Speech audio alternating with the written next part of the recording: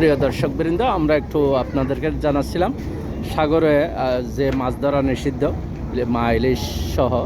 তো অপারেশনে গেছিল আজকে, আমরা বিস্তারিত অফিসারের মুখ থেকে জানবো। ধন্যবাদ। আমি সুজয় পাল, সিনিয়র উপজেলা ফিশারিজ অফিসার, কক্সবাজার সদর। আমার সাথে সম্মানিত বিভাগীয় পরিচালক মৎস্য অধিদপ্তর চট্টগ্রাম স্যার এবং সম্মানিত জেলা মৎস্য কর্মকর্তা কক্সবাজার স্যার সহ আমরা কোস্টগার্ডের টিম নিয়ে আমাদের নিয়মিত পেট্রোল করি। পেট্রোলে আমরা অনেকক্ষণ ধরে পেট্রোল করেছি। পেট্রোলে আমরা আজকে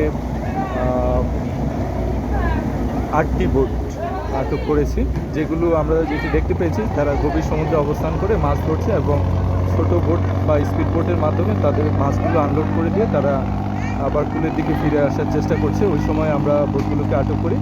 তাদের কাছে স্বীকারোক্তি নেই যে তারা এই মাছগুলো গভীর সমুদ্রে বিক্রি করে এখানে কুলে ফিরছে। ওই সময় তাদেরকে আমরা আটক করি। এখন আমরা আমাদের নিয়মিত প্রসিডিউরের অংশ হিসেবে এগুলোকে সামুদ্রিক মৎস্য আইন 2020 এবং সামুদ্রিক মৎস্য আইনের যে বিধিমালা আছে 2023 এর আওতায় এদেরকে আমরা জরিমানা আদায় করে তারপর আমাদের এটা পরবর্তী কার্যক্রম গ্রহণ করব। ধন্যবাদ আপনাদেরকে।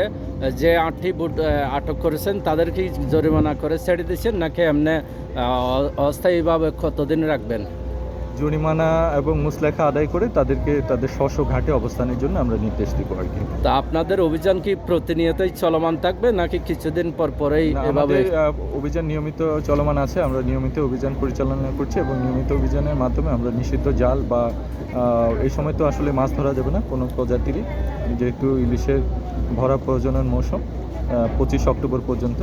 এই সময়টাতে আসলে মাছ ধরা যাবে না। এই সময় যদি কেউ মাছ ধরে তাহলে আমরা জাল এবং নৌযান সহ তাদের যদি মাছ আহরিত মাছ সেটি আমরা বাজেয়াপ্ত করে আহরিত মাছের সমপরিমাণ প্রশাসনিক জরিমানা এটা আমরা আইন অনুসারে। কত তারিখ পর্যন্ত আপনারা এইটা বলবৎ রাখবেন? নিষিদ্ধর যে সরকারি নিয়ম আছে কত তারিখ পর্যন্ত? 4 অক্টোবর থেকে চলমান, 4 অক্টোবর থেকে 25 অক্টোবর পর্যন্ত এটা চলমান থাকবে। তো জনগণের উদ্দেশ্যে এবং বোট মালিক এবং ফিশিং বোটের উদ্দেশ্যে আপনাদের মেসেজটি? আমাদের মেসেজটা আগেই দেওয়া ছিল, সেটি হচ্ছে এই সময় নিষেধাজ্ঞাকালীন সময়ে কেউ মাছ ধরতে যেতে পারবে না।